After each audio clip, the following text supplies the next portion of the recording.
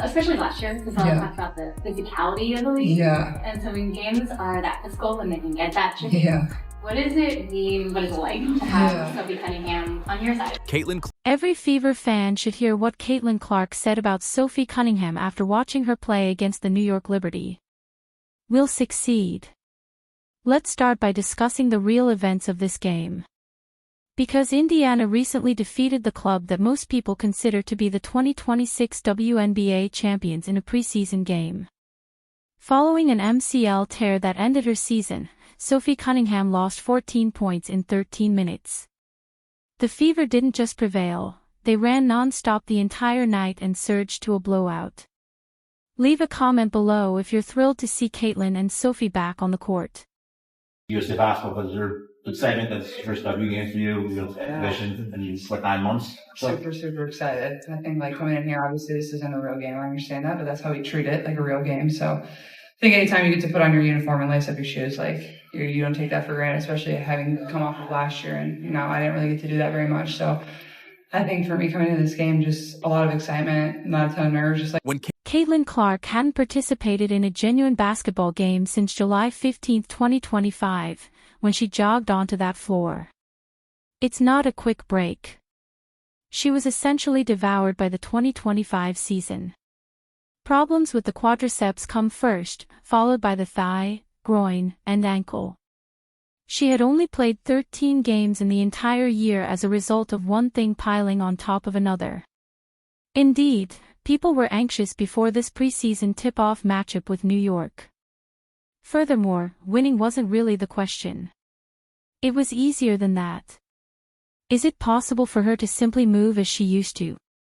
Before the game, she acknowledged that she was anxious but also really eager to get back into the swing of things. And to be honest, after a year of her body failing her and her mind having to bear the entire burden, that makes perfect sense. Indiana needs more than just a healthy Clark. It's a Clark who once again has faith in her body and doesn't flinch when she shifts course or places her foot to lift up. Not a ton of nerves, just get out there, run around. It's going to be probably a little sloppy here and there for both teams. That's kind of what preseason games are about. You give everybody some run, you figure out what lineups work, what don't, and everybody's just trying to get their footing again. And same goes for me too. So I think obviously can rely on the USA basketball stuff that I did and that experience of getting back out there and, my body feeling good and bring that into today for sure. In 17 minutes, she completed 2 of 10 from the field. While that may seem difficult on paper, the crucial number arrived early. She slid into the lane, read the defense, and floated one in off the glass for the opening bucket of the game after Monique Billings' screen. It wasn't a standout performance. It was just Clark doing what she does, using her footwork, finishing delicately, and making it seem insignificant. And after everything she endured in 2025, that tiny little floater appeared as the solution to a query that her entire fan base had been pondering for months. She then pulled up at 3, and it released quickly and cleanly. No hesitancy, no tending to the knee, ankle, or anything else. At that point, her cautious demeanor changed to genuine excitement. Clark's early goals set the tone for the Fever's 32-point surge in only the first quarter. You mentioned Monique Billings, and I guess I'm just curious, when you spent time with her at USA Basketball, before she even came into the fold here, how much did you think, this could be an interesting pairing? Yeah, I didn't have a previous relationship with Mo before USA Basketball, and then getting to play with her was really, really fun. Obviously, an athletic big that runs the floor well, has great hands, is very active defensively. Those are the type of post players that I love playing with, and I thought we kind of created a little bit of a bond, and more than anything, she's a tremendous person as well. And those are the type of people that we want to bring into our locker room. She's a good soul. She puts the team before herself. She and Billings had already spent time together during USA Basketball, where Billings converted on more of Clark's assists than anybody else, so the chemistry they developed during transition was one of the more fascinating things to see in those 17 minutes. This link carried over into the game, with Billings racing to areas Clark was already observing before the defense had a chance to switch positions. And Billings scored 9 points off plays that began with Clark accelerating as soon as Indiana touched the ball. And kept throwing, and we could see it there. A lovely touch. Billings are low. I was able to finish and make a nice pass. Additionally, Clark stated after the game that she wants to play quickly and run in transition since waiting for the ball merely allows the defense to settle in and choose their matchups. That is the foundation of Clark's play style.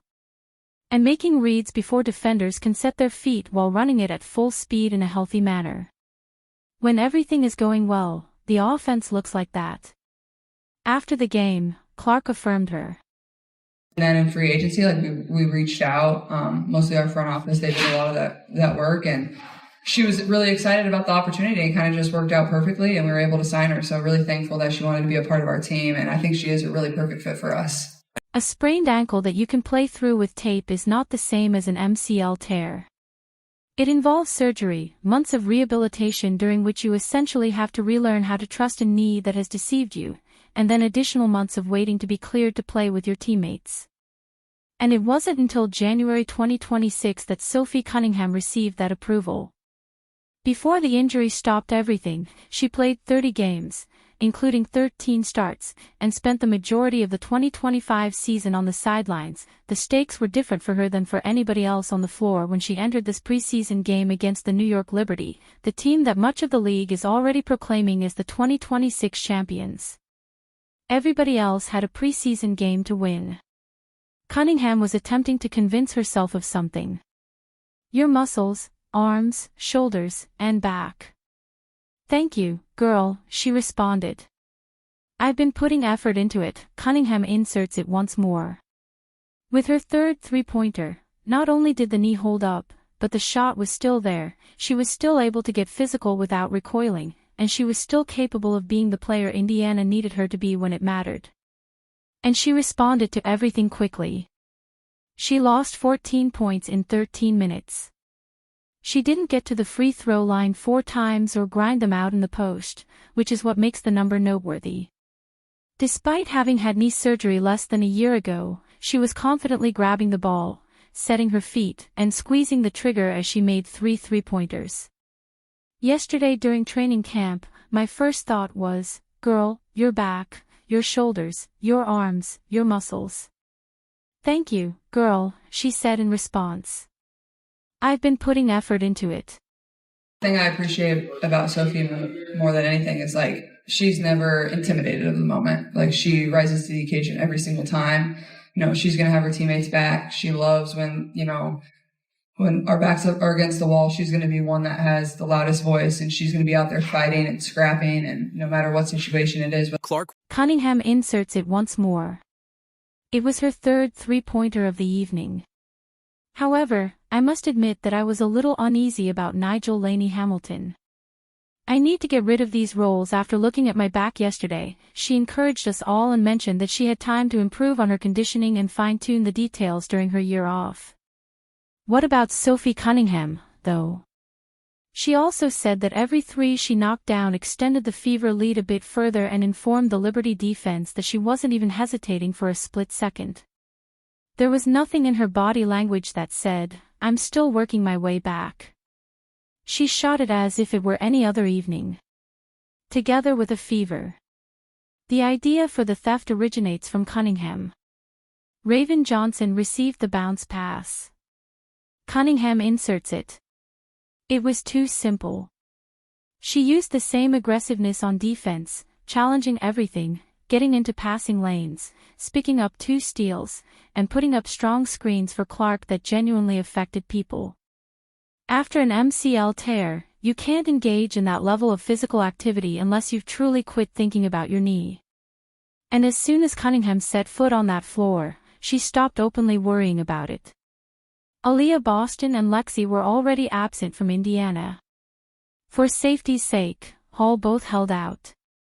Cunningham's minutes were therefore not bonus minutes. Minutes were needed.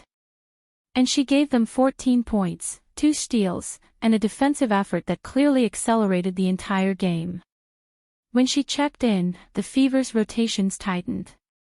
Liberty ball handlers were under increasing pressure, and New York began making errors that they hadn't made in the opening minutes. We're down 20, we're up 20, it's the same Sophie, and every single team in this league would probably kill to have a player like that. So really fortunate that she's on our side, and Sophie's just a really cool person. Like, she's a good soul, but when she steps on the floor, like, she's fierce, she's fiery, and she's going to do anything to help our team win. So I really appreciate that about her. From the bench or the floor directly beside her, Clark observed the entire event. She also made a very precise statement about Cunningham's contribution to this team following the game.